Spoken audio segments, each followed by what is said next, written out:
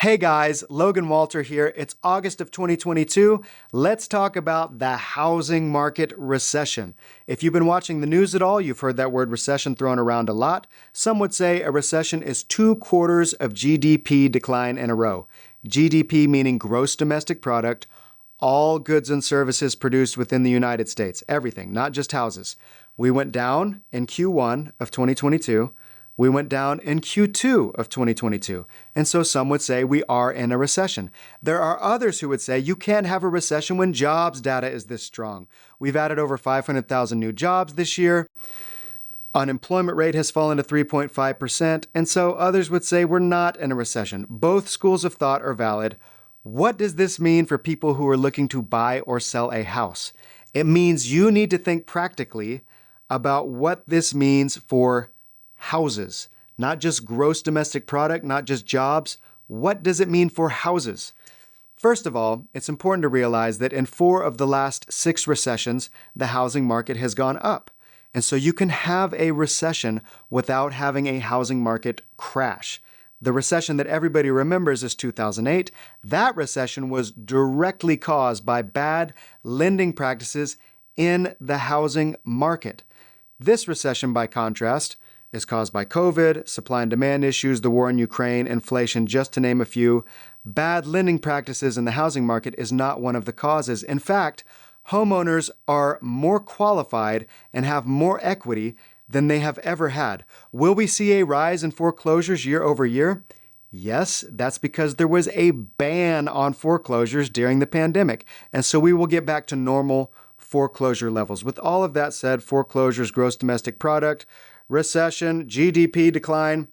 This is the most important thing I'm going to say in this video. There are advantages and disadvantages to buying and selling in any market.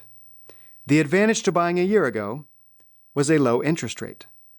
The advantage to selling a year ago was a bidding war from which you could choose your pick of offers. And you could look at your neighbor down the street who sold 3 months ago and laugh at them because you sold for so much more than they did.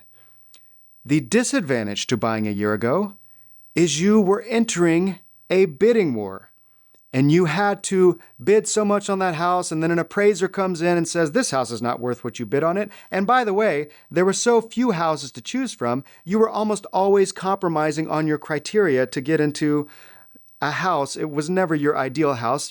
There just weren't enough houses to be picky. So then you get to the closing table, you have to cover an $80,000 appraisal gap, bring $80,000 extra cash to the table. You move into your house, you waive the right to an inspection, so you didn't realize the pipes are busted. That's an extra $45,000. This is, of course, a worst-case scenario, but some version of that was happening to a lot of people last year. The disadvantage to selling last year is that you then had to enter the buyer pool of bidding wars, or you would rent, and during the term of your lease, you would watch both rents and purchase prices go up. And by the way, the neighbor down the street that sold 3 months after you did is laughing at you because they sold for so much more than you did. This went on for 2 years. Okay, now let's talk about today. The disadvantage to buying today is that interest rates have gone up. The disadvantage to selling today is that there are fewer buyers because those interest rates have gone up. And also, you're going to look at your neighbor who sold 3 months ago and realize, I'm not going to get the same bidding war that they got.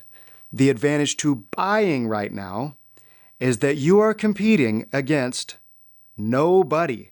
For most houses, you are the only offer. And so you can get a house at list price. You can get a house under list price. You get a house at list price with concessions, under list price with concessions, price reduction, under list price with concessions. You get to dictate the terms. There are so many advantages for buyers right now. The advantage to selling right now is that you have been waiting for this. You've been waiting for that moment when you can look at your neighbor 3 months in the future and realize they're not going to be laughing at you because they sold for so much more than you did. The market has leveled out. And so now you can do whatever you were planning on doing. You can move to the country, you can downsize, you can upsize.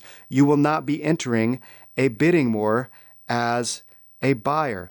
So there are advantages and disadvantages to selling and buying in every market. You have to decide if this is the right market for you.